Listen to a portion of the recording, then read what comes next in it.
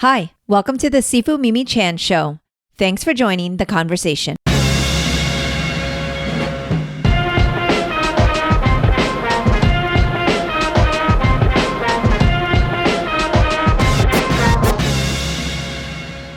Luen Yang began making comics and graphic novels in the 5th grade. In 2006, his book, American-Born Chinese, was published and became the first graphic novel to be nominated for a National Book Award and the first to win the American Library Association's Printz Award. It also won an Eisner Award for Best Graphic Album. I am a huge fan of Luen's work and was excited to get to know him. We discuss his creative process and the work he is doing on DC's The Monkey Prince and Marvel's Shang-Chi. Luen also shares his experiences growing up as an Asian American in California and the issues surrounding Asian Americans today.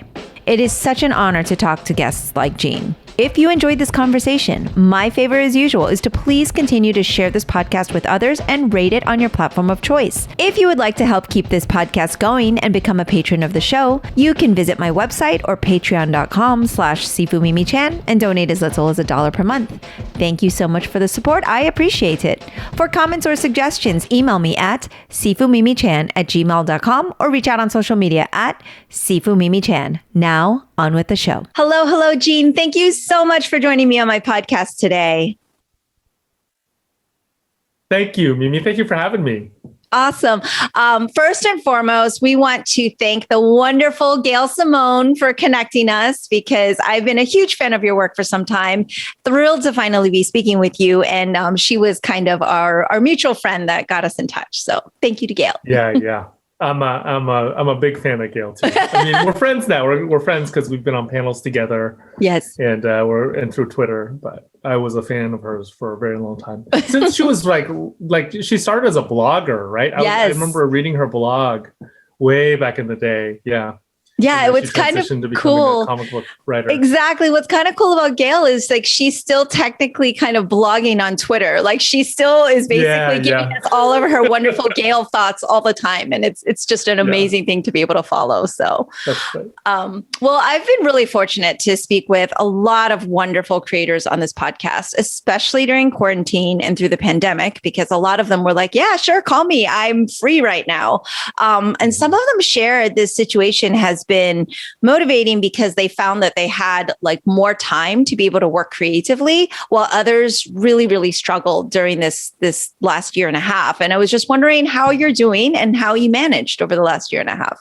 Well, thanks for asking. I think overall, I feel like I've been lucky, right? I've been healthy and my family's been healthy, but it has also been difficult. So I used to work out of a workspace. Okay. I was like the only comic book guy there. It was like mostly like programmers and stuff, because I live in the Silicon Valley. Right. But now like the division between family and work is just like for so many of us, it's kind of gone. My wife and I, we have 4 kids. They were all home for the last year and a half. And there were times where it was a little challenging to kind of balance everything out. I would guess so, with 4 kids. Yeah. That is amazing, though. What ages are they? So we have a 17-year-old who just graduated high school. Okay. And then a 14-year-old who just graduated 8th grade. And then we have an 11-year-old and a 9-year-old. Oh, okay. So you're not like busy at all. Well, in some ways we do feel lucky because we have friends with much younger kids. Right. The think, toddlers. Yeah. I think sometimes that could be kind of nutty, right? To exactly. have to keep them in all day. Yeah. It's nice because they kind of have their independence. They're at that age where they feed themselves and they're on their iDevices probably a lot of the time. Yeah, that's right. Are they really into comics as well? They like reading comics, but none of them want to do it for a job. Right. Like the 2 younger ones just had to do like comics-based assignments for school. They had to make their own little comics for school. And at the end of the project, they're like, "Dad, we are never doing this ever again." I mean, I'm sorry, but I would so much. Oh my gosh, I would totally be like, "Dad, can you help me with this project?" Kind of have an upper hand there with that one, but oh man, yeah, they're not into it. They all love art of some kind. Yeah, but none of them want to do comics. Well, I feel like that's sort of maybe just because of the nature of the job, it is so challenging, but also we tend to veer away from our parents' professions, right? Like that's just like human nature. But yeah, I think so. Yeah. And now you're in California now. Did you also grow up there? I did. I've spent my whole life in like this hour radius. Oh, okay. I spent most of my childhood in the San Jose area. I went up to the East Bay for college. I went to UC Berkeley. Mm-hmm. And then I lived up there for a really long time, eventually moved back down. So I'm in San Jose again. Okay, I see. And what was that lifestyle for you? So I grew up in Orlando, Florida. It was very, very, it was not as developed as it is now, nor as diverse as it is now. And so I do know in California, there's a lot more diversity. What was that kind of growing up in that area for you?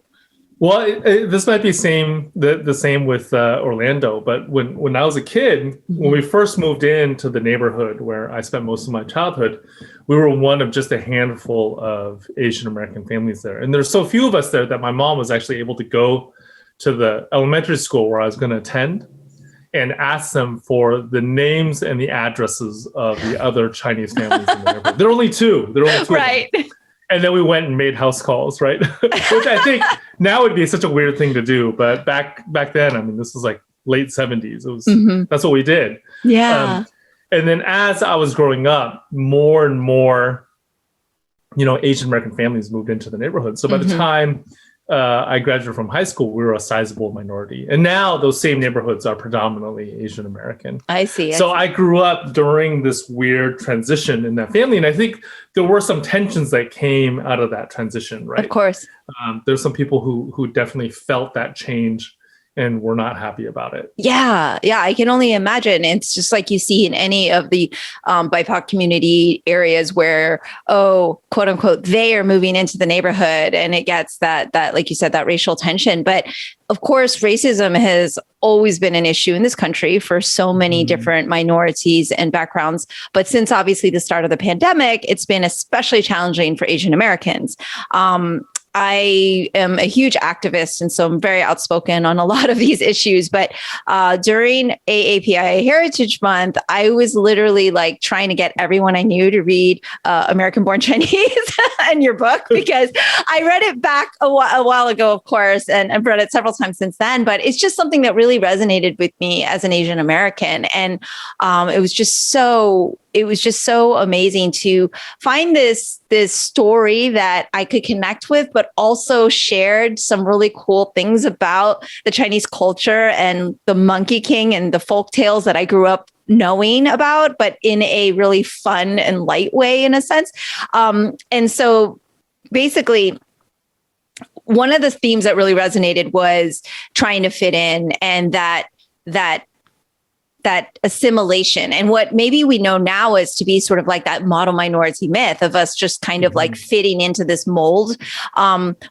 How was that for you kind of growing up? I mean, do you like kind of reflect that through your storytelling, or because I know I've read a lot of the afterwards and you kind of share some of the stories that have happened to you, but like, I just really want to hear kind of about that connectivity, especially that this is such a crazy time right now for all Asian Americans.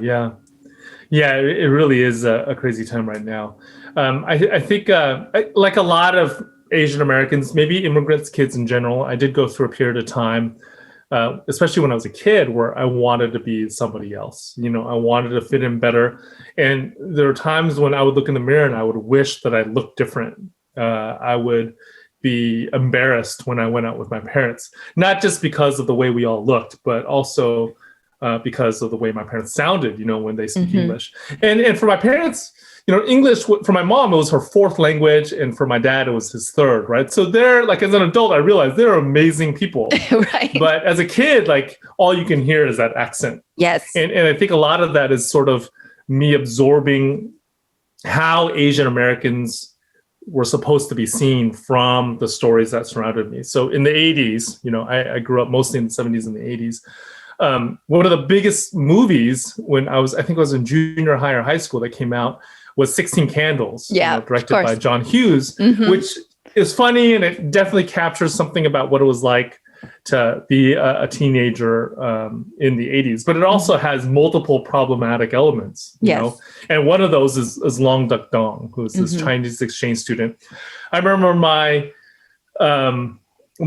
classmates would go and watch this movie at the theater and then come back and call us Long Duck Dong. So of course. it was just, I think rather than getting mad about that, when I was a kid, I just kind of internalized it. And I learned to see like my parents and especially like Asian American kids who are more recent immigrants as these Long Duck Dong characters, you know? Right.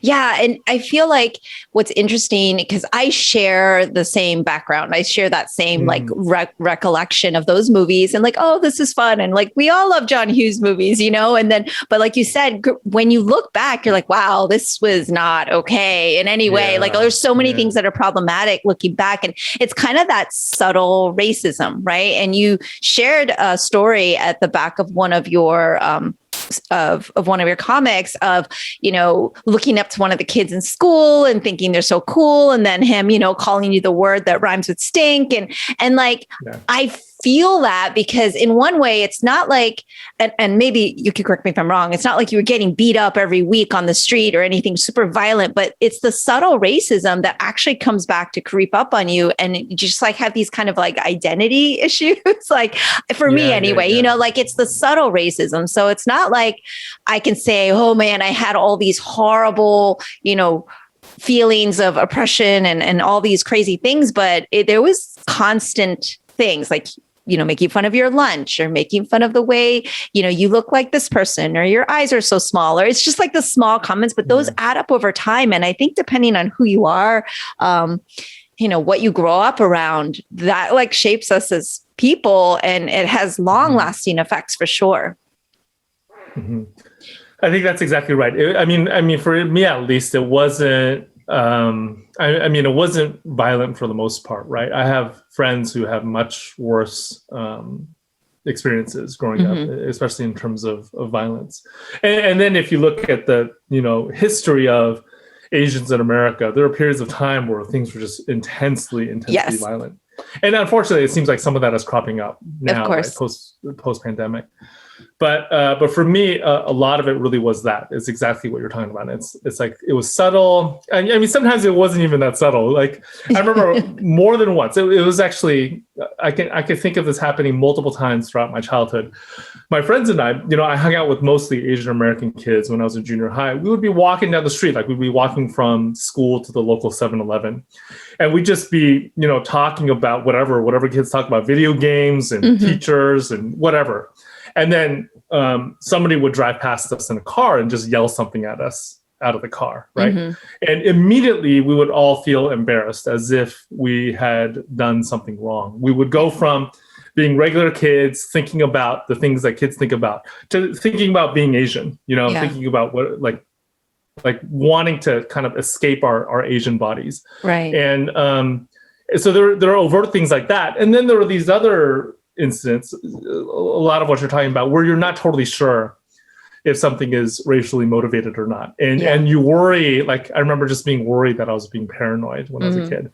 Am I being paranoid? Am I seeing racism where there isn't any? Right. I think all of that kind of combines to just this need to escape who you are. That at least for me, I really had to work through. To become, What was that turning point like for you? Because for me, obviously, I'm a kung fu teacher who's taken over my father's legacy. So it would seem that I was always on board with like being all about my Asian heritage, but that was definitely not the case. Like my mom is Chinese, but she's Jamaican. So I kind of gravitated a lot more towards that culture just because most of her family is here. But like I purposely didn't want to go to Chinese school. So of course my Chinese is horrible now. And I had to learn later in life, which as an adult, it's horrible. But like there was a turning point for me where I literally realized, no, like this is who I am and want to be. Right. And so what was that turning point like for you where you started to embrace your heritage? Because you clearly embrace it now with the perpetuation and proliferation of all these stories and sharing. And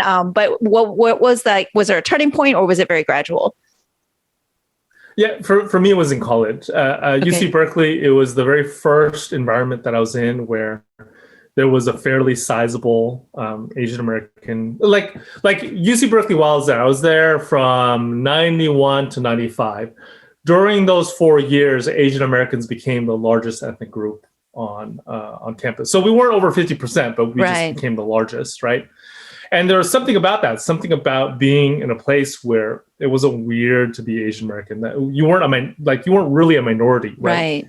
As an Asian American, that made me see things through a different lens. You know, I saw people who would walk around campus like they were perfectly comfortable, and it kind of woke me up a little bit. I see. I think that was the moment where I was like, this is who I am, and I have to figure this out. I think doing American Born Chinese really was a way of me figuring it out as well. Wow. Okay. So let's jump into that a bit, because obviously, like, I adore this book. Like, I am so connected to it, and I tell everyone, like I said, to read it. But like, you kind of, what was like the impetus? Like, what kind of made you go, you know what, I want to tell this story? And or has it always been in the back burner of your mind, your creative mind, or was there kind of like, how did it come about?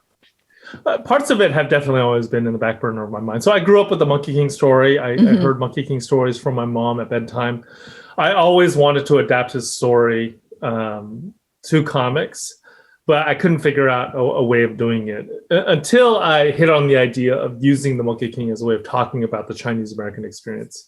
But the other thing was, you know, I started American Born Chinese in the year 2000. And up until that point, I'd done a few comics. I'd done like these mini comics that were self-published.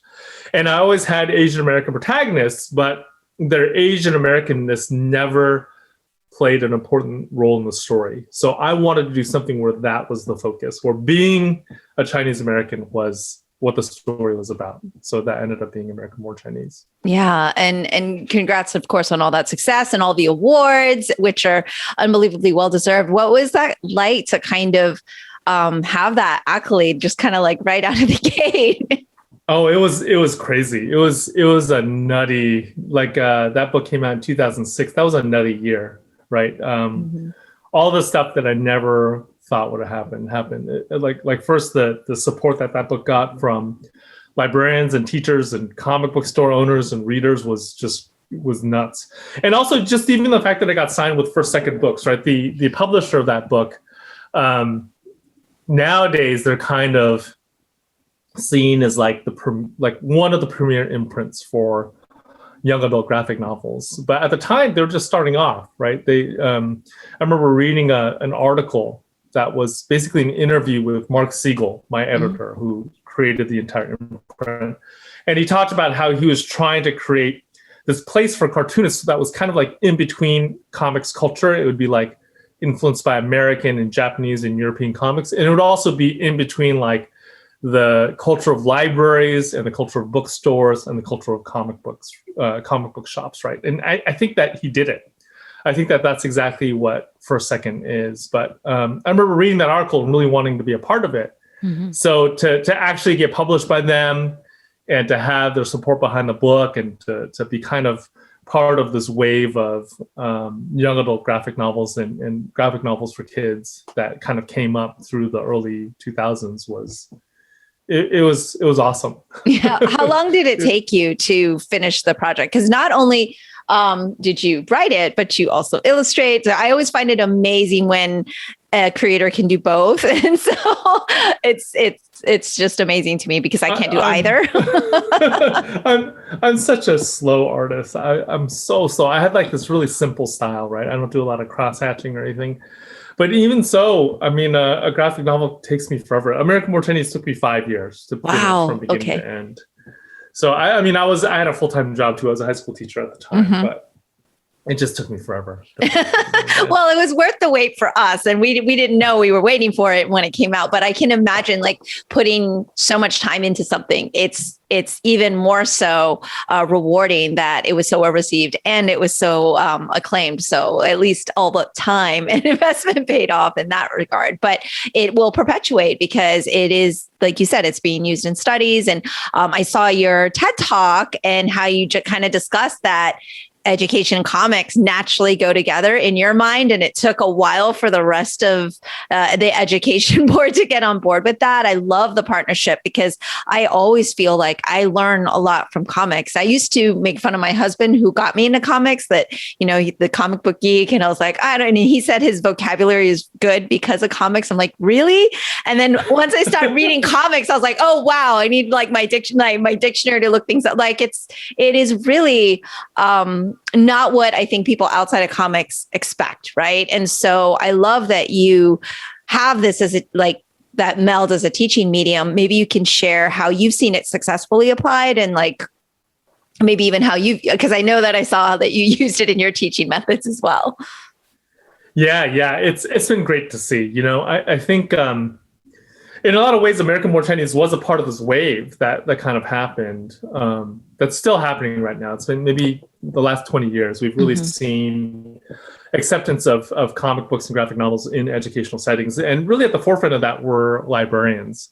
I think librarians in the 80s and 90s, they were really the first to kind of see how comics could be a part of American classrooms. And then there were some books that were super important to that, right? There was Mouse, which won the Pulitzer in the 90s, first graphic novel to do that. Only graphic novel, I believe, so far to have done that. And then Craig Thompson's Blankets was huge. I think it created this category for literary young adult graphic novels in people's minds. So I feel like the tension that American Born Chinese got a few years later was really, I benefited a ton from the work that Craig did. It's been awesome. I think it's exactly like what you said, right? Like I personally have learned so much from reading comics. I've been reading comics since I was in 5th grade, including vocabulary like your husband. I remember when I took the SATs, there was a word on my SAT, skinflint. And the only reason I knew what a skinflint was because I read Uncle Scrooge comics. A skinflint is somebody who loves money, right? Who's like super cheap and miserly. Right. And I remember like in the comics, like Uncle Scrooge would constantly be getting called a skinflint. Oh, wow. See, there you go. Right? Further proof. It obviously helped your SAT score, which made you go to Berkeley. So comics is good for everyone. That's it. I'm going to let all parents know that argue with me on this. I'm like, no. I mean, the point is also this, right?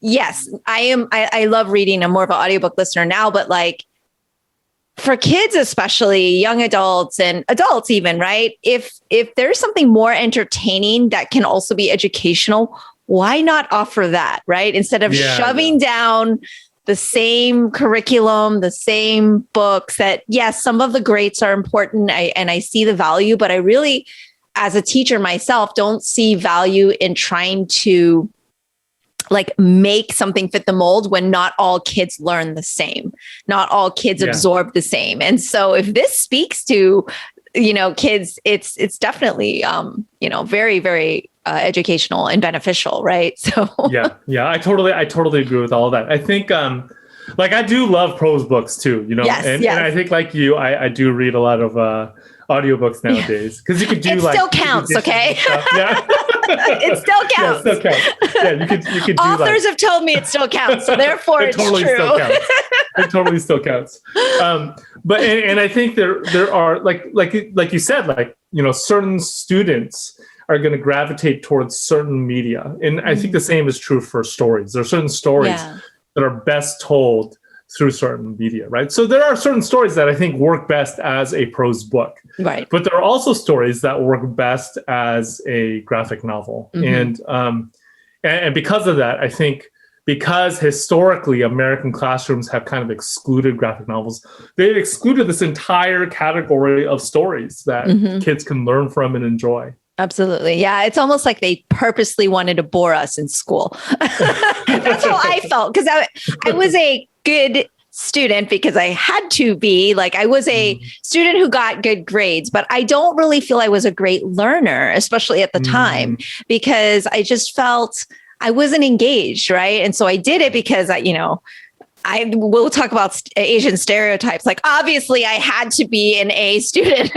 Like, we talk about like, no, stereotypes are bad. But at the same time, there are some Asian stereotypes. And what I wanted to ask you about was your as a comics creator, but I know that you were a teacher as well. Like, how were your parents in your career choices? Like, were they stereotypical with, no, you should be a doctor, lawyer kind of thing? Or wait, were your parents okay with you being a teacher? Well, no. So here's the thing. My dad is a Kung Fu master, right? And so he wants me to be a Kung Fu teacher. I see. So okay. So because it's part of our lineage, right? It's part of our lineage. But if I didn't choose that, then I probably needed to make sure I was a doctor or a lawyer. Yeah, it was exactly that. So I was, my dad sat me down right before I went to college, and he gave me the doctor, lawyer, engineer talk. So I got a degree in computer science. I got my bachelor's in computer science, which of course you did. Yeah, but I did get a minor in creative writing. He didn't care about that as much, right? But after I graduated, I worked as a programmer for a couple of years. Okay. He didn't say anything. It was fine. And then I decided to quit to become a high school teacher. I taught computer science for 17 years at a Oakland high school. Okay. And I started, really focusing on comics. And at that point, he was not happy. I took my Berkeley degree and I went and became a high school teacher. And it is kind of funny because we would have these talks, and both my parents would talk about how in Chinese culture, teachers are revered. It's like a really big deal. Yeah, you're a scholar. Yeah. It's a really, it's an awesome thing it's an awesome way to spend your life within the context of traditional Chinese culture. But they just felt like here in America, it's different. Like here in America, you have to be doctor, lawyer, or engineer. So my dad, for years, every few months, he used to send me this little envelope with these like newspaper clippings. There'd be like want ads from Apple Computer, or it would be like these articles that would compare salaries, and you would highlight the teacher's salary and the programmer's salary. Oh my God, that is so... Every few months, I'd get one of these little... Oh my God, I love that. I love that we can laugh about this now, especially because you're such a success and everything. But like, gosh, it is, and bless them, because we know it's because they do care. It's because they want you to not struggle. It's because they want you to have why they immigrated here. They immigrated here. Okay, yeah. That's the reason, right? They wanted the opportunity, and it's like, what? You're going to be a teacher? Like, So I know the intent is good, but it's always frustrating because passion is passion, and I really believe like people should do what they love. Because then I think everybody would be more successful if everyone was doing what they loved, right? Like it would all work out somehow. But I love that your dad would send you those articles. That is hilarious. Yeah, it's such an immigrant dad thing to do. Yeah, it is. Where are they from? Where are your parents from? My dad grew up in Taiwan. My mom was born in mainland China, but she grew up in Hong Kong and then Taiwan. So they both came from Taiwan. Okay, because when you said 4 languages, I'm thinking, okay, how many dialects are we talking here? Yeah, it's all dialects. Yeah. So my dad speaks Mandarin and Taiwanese, and then my mom, I think it's Shanghainese, Cantonese, Mandarin, and English. Wow, I know it makes us in America always feel very subpar when I travel, because you go to Europe and the bus driver speaks like 8 languages, and I'm like, here I am with my 1.5. Do you speak Cantonese or Mandarin? I speak Taiwanese? Mandarin barely. Yeah, I was raised speaking Mandarin because that was the common language that my parents had with each other. Okay. I've been trying to figure it out from all your books if you spoke Mandarin or Cantonese, because sometimes I was guessing Mandarin because you put shifu and stuff like that, but then sometimes I'm like, oh, you refer to like Cantonese stuff, so I was like, I was trying to guess. Yeah, it's because my mom spoke Cantonese with her siblings. Yeah, I love it. So I would hear it, and I think when I was younger I could understand it, but I lost it. Yeah, it's tough. It's so tough. It's such a hard language. Did you grow up with with Cantonese? So I grew up with Cantonese. We teach in Cantonese at the school, but that's because my father's from southern China. Our Kung Fu style is actually northern, but because my father is speaks Cantonese, that's what we speak there. But later in life, I took Mandarin because I take tours to China with the students as a cultural exchange. We do like training, we have like affiliations over there. And so I'd have to give these speeches in Mandarin. And it was so embarrassing because I know that I sound like a 7-year-old because all of the elders and everyone's like giggling and like they're almost like patting me on the head, kind of like, oh, you're so cute, with your like little Mandarin, but I try. You understand. I totally understand. Yeah, you totally understand. You're just like, okay. It's so embarrassing, but you kind of just have to embrace it and not be afraid to make mistakes when it comes to language is what I've learned. And if you're trying in any country, I feel like you just gain a little bit of respect for at least trying, to keep it up. But oh my gosh, it's so funny. But I did want to ask you, because you, on your website, you say you're a cartoonist and teacher, and obviously you're both.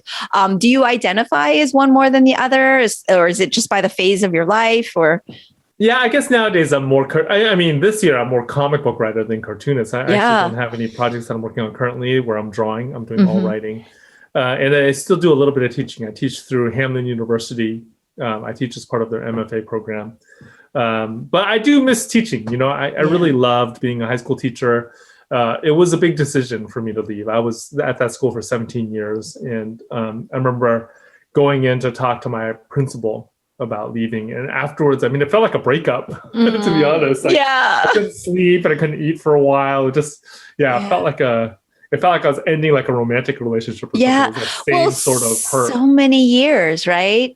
Yeah. And you get attached as teachers to even like, not necessarily the exact students themselves. Some, of course, there's always those special students that really like, go above and beyond and everything, but just kind of like the relationship building of feeling like you're enriching lives and hoping you're enriching lives anyways.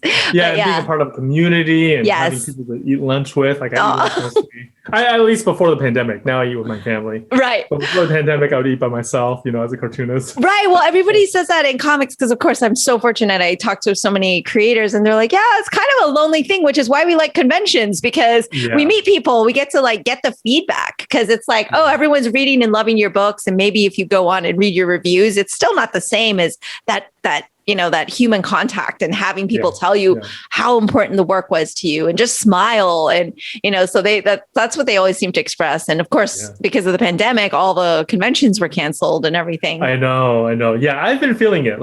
I think I got a little traveled out, like right before the pandemic, because I was traveling a lot, but now I don't miss being on an airplane, but I do miss like hanging out with people at conventions and stuff. That was fun. Yeah, they always told me, oh, that's kind of like our reunions. Like we get to see our friends that we normally don't really get to see all the time because everyone's always sprinkled throughout the world. And they always defined it as, oh, this is when we get together as well as, meet the fans and everything. Yeah, so that's right. Do you have anything lined up for conventions or anything you think you might do in the near? Nothing settled yet. Nothing's concrete. How about you? Are you planning on going to anything? Not right now.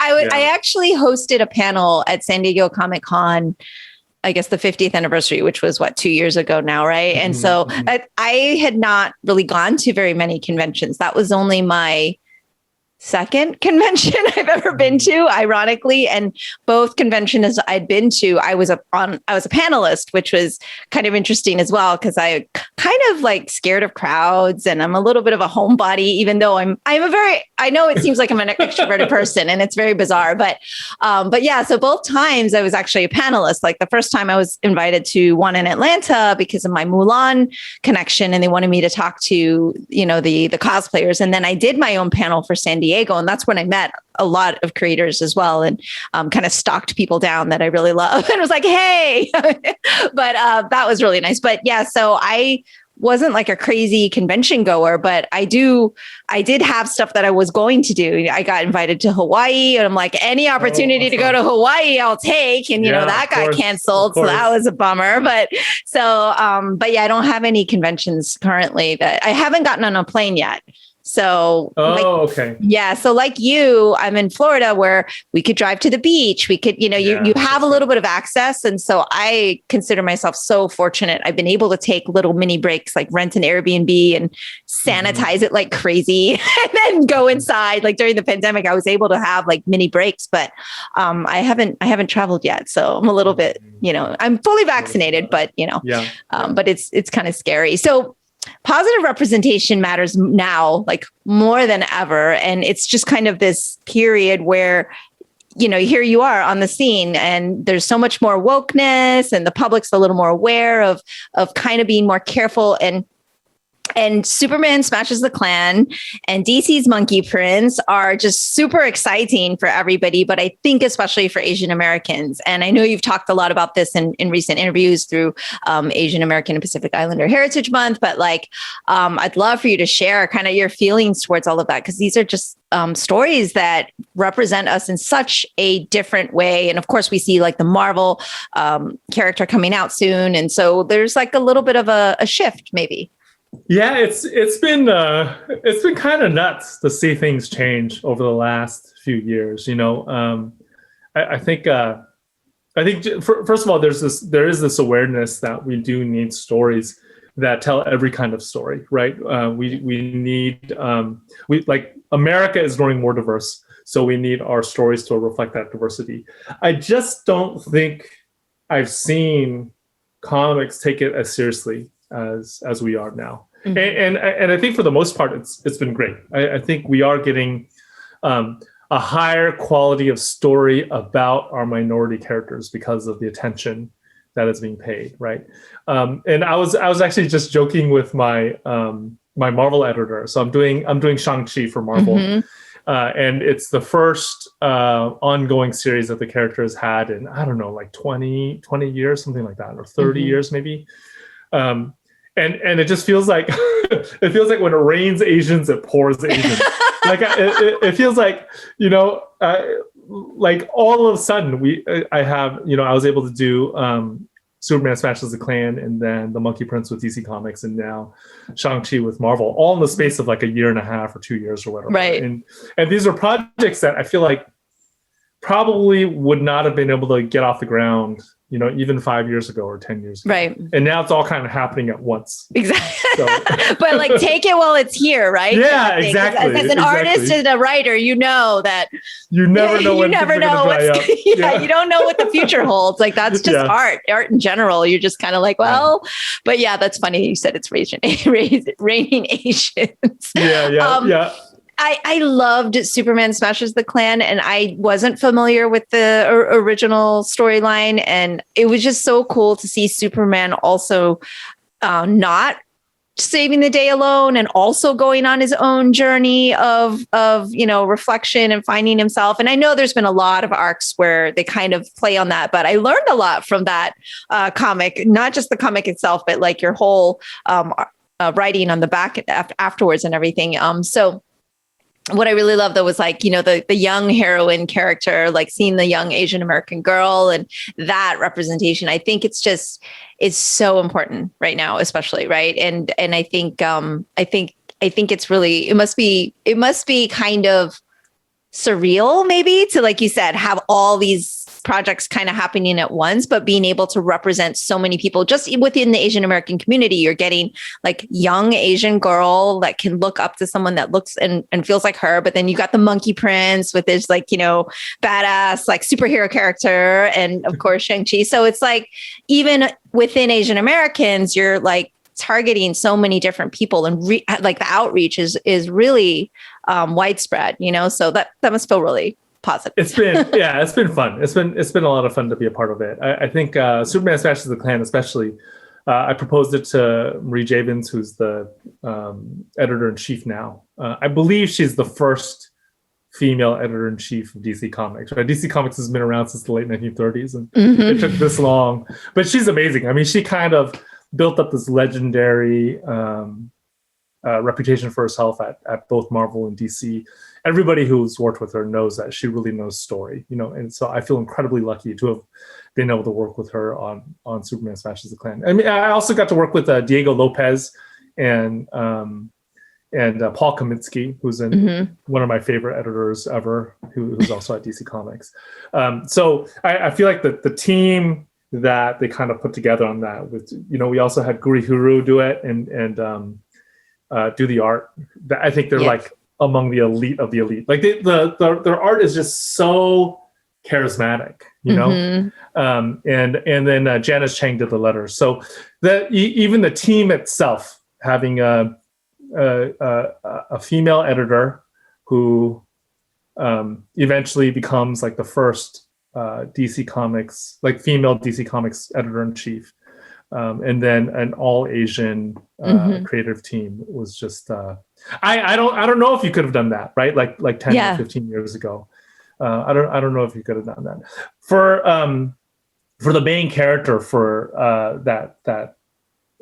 that story, Roberta Lee, she actually does show up in the original 1947 radio show, but she's just never given any lines. She's just mentioned in the line of dialogue. Okay. So one of the things that fascinated me about that 1947 radio show was the fact that there were Asians in it. Right. Yes, exactly. It's such an old Superman story. Yes. I read Superman all the way through since the 1980s. I don't remember any Asians in those Superman stories. Right. But to find out that there were Asians in 1947, I think, I just think that in a lot of ways, like the big thing that we struggle with is this perception of perpetual foreignness, right? No matter how long we've been here, we're still seen as foreigners in certain corners of America.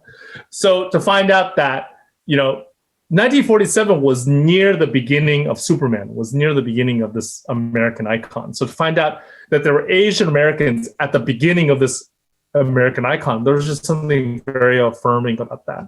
I think that was the feeling that I kind of carried through as I was working on that project, was that we've always been here. We've been here at least since 1946, definitely before, but according to the story, at least since 1946, you know?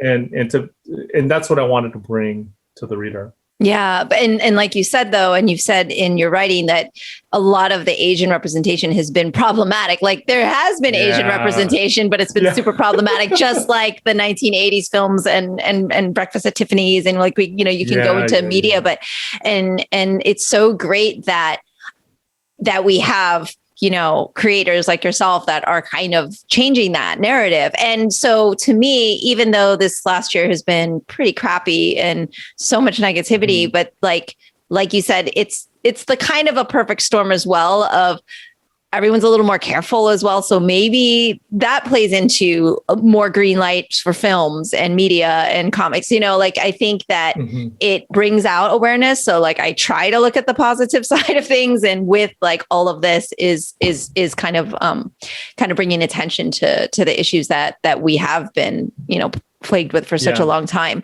Yeah. One of the things I really am grateful to you for is that I do really find the Chinese culture fascinating, like the old folk tales and the stories. And I love that you did Boxers and Saints, because then I don't have to read like a boring Wikipedia or like a history book on, hey, what's the Boxer Rebellion about? And so I always I've had the lovely Stan Sakai on the show, and I learned so much about Japanese culture through Usagi. Yeah. And I'm like, oh, maybe I can just request Gene, do some sort of character that he can constantly educate me on all of the Chinese fantasy and folktale stories. And since you're doing such a great job of most of it already, selfishly, I just pretty much am going to say, we'll put that burden on you. I'm just kidding. But you've done a great job already. Stuff.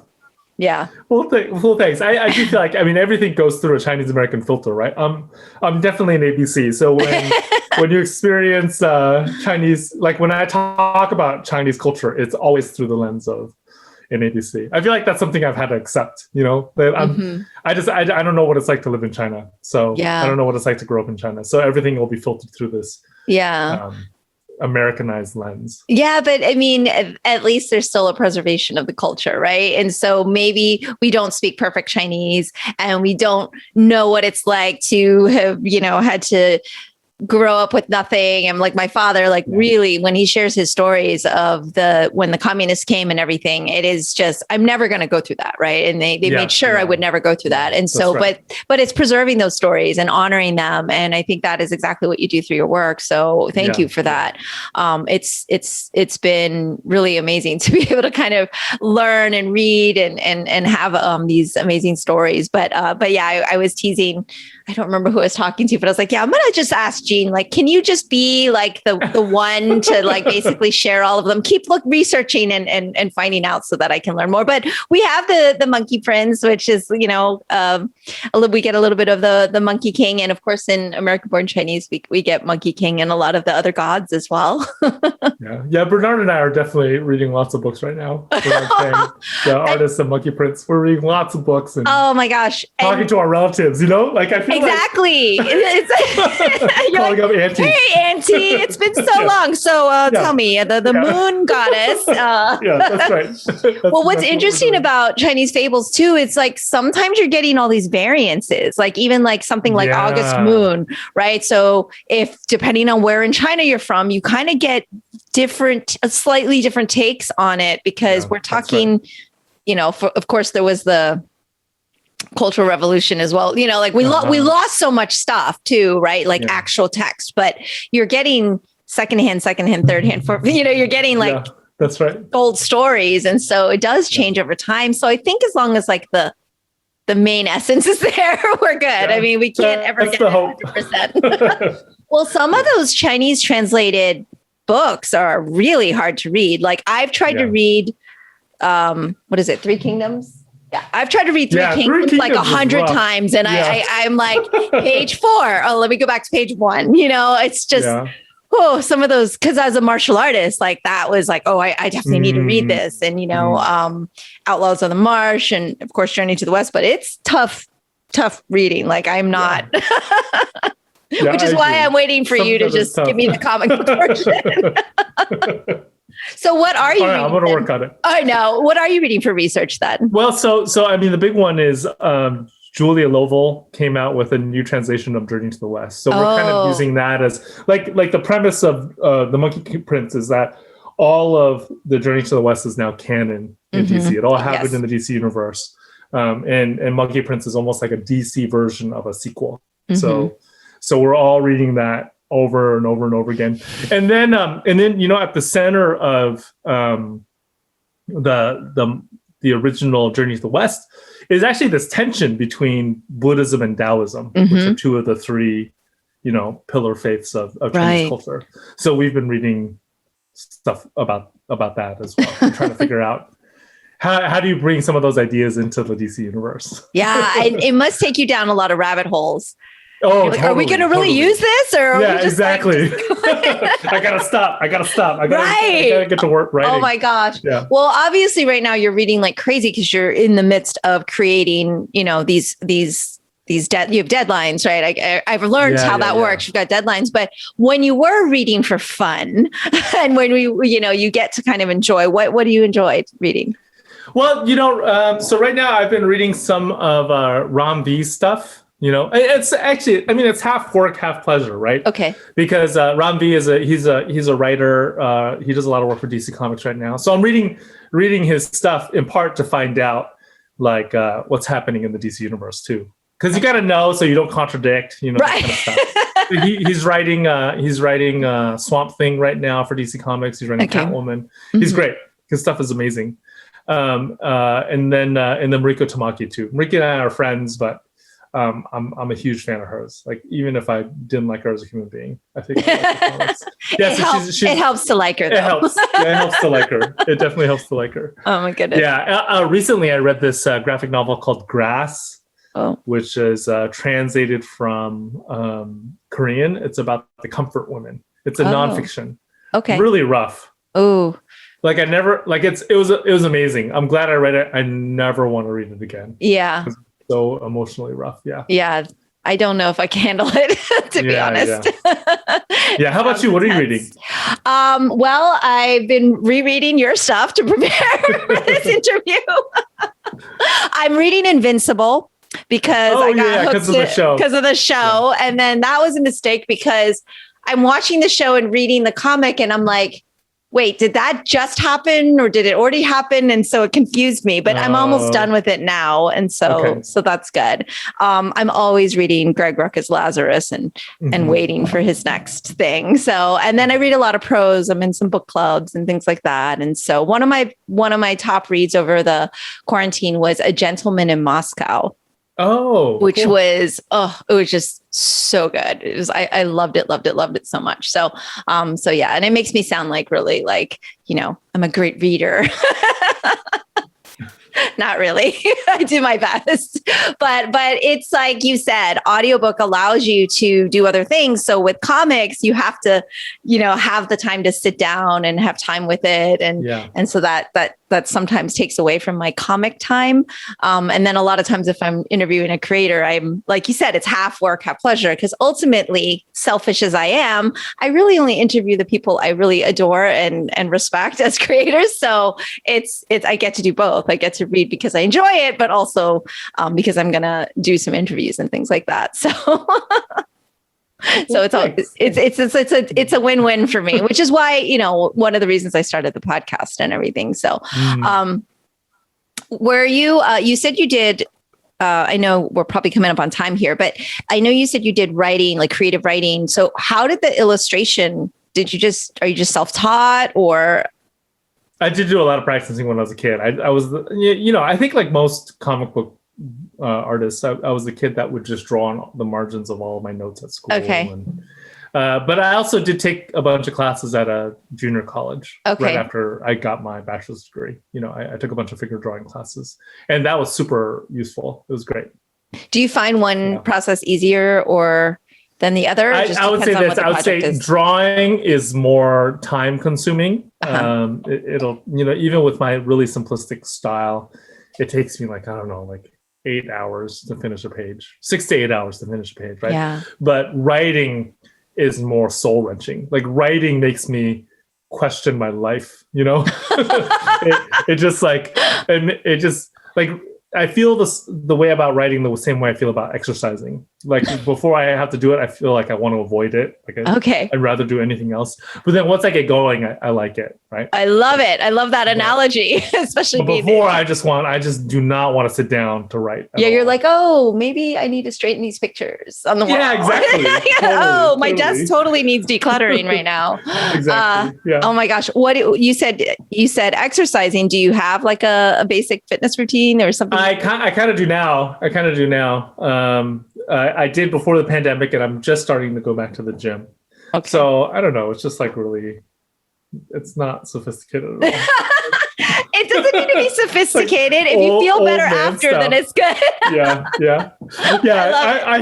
I feel ashamed telling the Kung Fu instructor about my fitness. No. You shouldn't at all. You should not at all. Not at all. I love hearing about what other people do for fun and, and the fact that it makes me feel a little bit better knowing like it takes you a while, like you have to really get into that zone for writing, because when I read your work, it seems so effortless because of course I get the finished product and it's like perfect and it's done.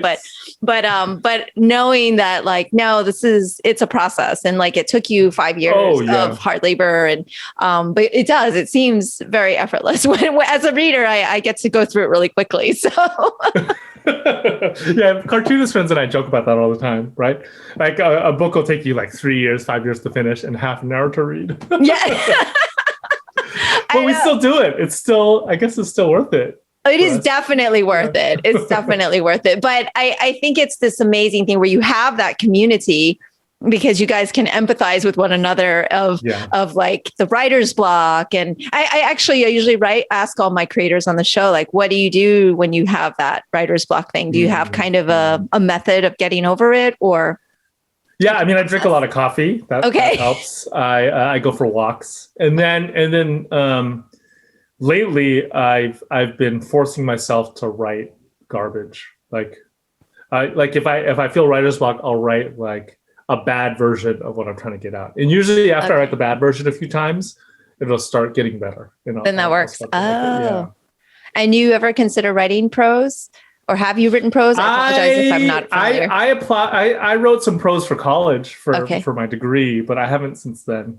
I don't know. I mean, I really do love prose stories, but I just feel like I have so much that I want to get done in comics, you know, that I feel like I'd rather spend my time on comics. Yeah, well, you do so well at it. So definitely keep it up, because I just gave you a long list of things. I mean, the Chinese culture has like thousands of folk tales for you to cover. Man. So. Thousands and thousands. Yeah. So do your parents read your books? They try. Yeah. My dad reads it, and then he'll have like lots of questions about it. And I'm not really sure how to answer. Yeah. Interesting. Oh my God. I wish I could be a fly on the wall for that conversation because, well, it's so fascinating, especially because I really feel something like American Born Chinese, especially, right, is very reflective of a lot of your experience. And I see, you know, you should probably feel very vulnerable, I would guess. Like you're just kind of exposing a lot of what I feel like is yourself in the world, because it's so open and honest. And so I would imagine your dad's like, what do you mean? You know, I don't know if he interpreted it that way, or, you know, so I would find it to be such an interesting conversation. So I'm going to let you go soon, but I have a couple final questions from my book club. I told them that I would ask you because of course this was required reading to my book club. And thank you. One of them wanted to know, like with the character of Chin Ki, which obviously is hilarious to, especially as Asian Americans. Was there anything you felt that was like too stereotypical or too like over the top of where you felt you were going to go with that character? Yeah, I actually, one of my big regrets for that book is actually that I didn't exaggerate him enough. I felt like I should have exaggerated him more. This doesn't happen as much anymore, but when the book first came out, I would get people who would come up to me at like conventions and stuff, you know, always non-Asian Americans. And they'd be like, oh, that cousin Chinky character, he's so funny. Do you have him on a t-shirt? Can I buy a t-shirt with his face on it? Or do you have like a plush doll? Somebody asked me for a plush doll. Oh, wow. And I was like, oh, that's not what I was trying to do with that character. You know, that wasn't it. Yeah. And I wonder if I could have cut out some of that by exaggerating him even more, by making him look more monstrous, and by making him, you know, like maybe even using a crazier font or something. Mm-hmm. So, wow, that's fascinating. So you would have exaggerated him even more. Yeah. I would have pushed him more. Yeah. To cut out that interpretation, right? I don't want people to think he's cute. Right. Because the point of it is, for him to be so obnoxious that it's like way over the top. Yeah. Oh my gosh. Right. And I guess this is a little bit more obvious, but which character did you feel like you were like growing up in terms of like characters in the book?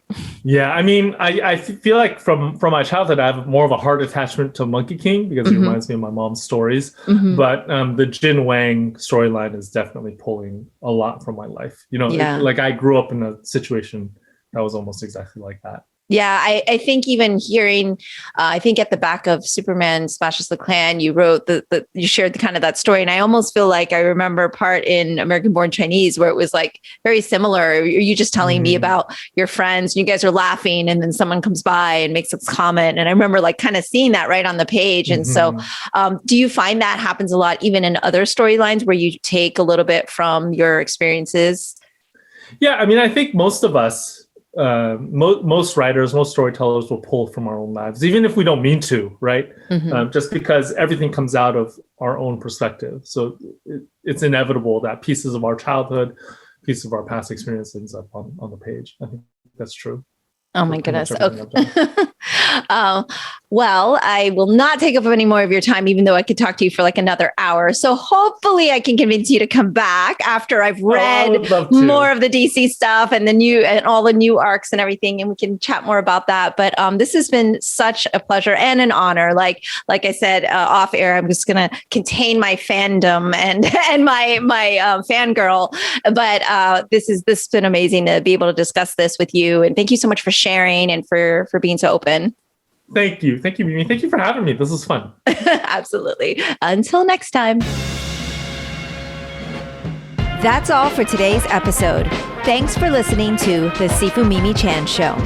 Please subscribe and rate my podcast on your platform of choice and leave a review. You can become a patron of the show at patreon.com/SifuMimiChan to help keep this podcast going. Follow me and interact on social media at SifuMimiChan on Instagram, Twitter, or Facebook.